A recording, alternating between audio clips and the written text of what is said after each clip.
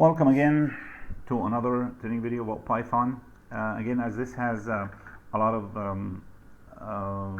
commands in it, or a lot of statements, I'm just going to delete those so I can start on a clear slate, and I will clear the output as well. Okay, so now we'll carry on with of course I need to write on the output in the input side or on the program side. So here we're going to do power. How do we do power? Power is there are two ways to do power. One is 2 stars, so I could say, for example, a equal 2, b equal 5, and then I could say a equal 2 raised to the power, c equal a raised to the power b. Okay, I'm going to print a, b, and c, and then we'll see if this makes sense. A, b, and then c. I click run, and 2, 5, 32. So I had a is 2, b is 5. So I said 2 raised to the power 5. I apologize, this should be raised to the power b. I'll redo this and it will work. Okay, here we go. So 2 raised to the power of 5. A is 2, b is 5. So 2 raised to the power 5 is 32. It doesn't get any simpler than that. The 2 stars next to each other is raised to the power of. Okay, one more I have is, it's called the base. I'm just gonna write it out. Divide and ignore the decimal. You'll see what I mean in a second. It's 2 slashes.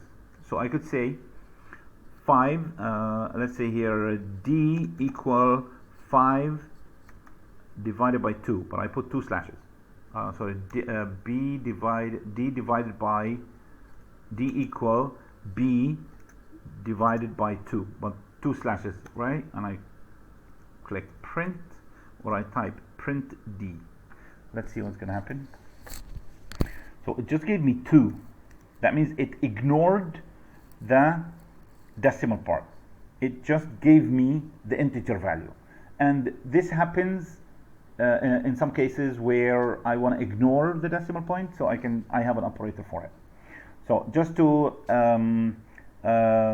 review, we've spoken about addition, subtraction, multiplication, division, power, and the special one, which is that one. Now I need to give a little bit of some challenging ones, just so you understand how this works. So if I say something like, I have a, b, and c up there. Let's say I say f equal a plus b times c minus d.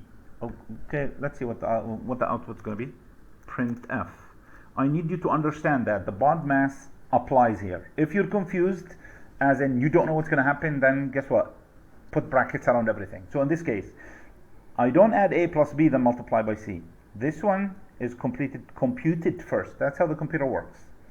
If this is how the computer does it, so I'm just going to say b times c, and I put brackets around it. So I am not mistaken about what I'm doing. Now let's go back to see what was b. B was 5 and c is 32, right? So 5 times 32, 150, 160. Plus a, that will be plus 162, plus d, minus d, sorry, that will be 160. So do this again. If I want to do this in math, a is 2, plus b times c, that will be 5 times c, which is 32, minus 2. Okay, so if I do the math here, this will be 160.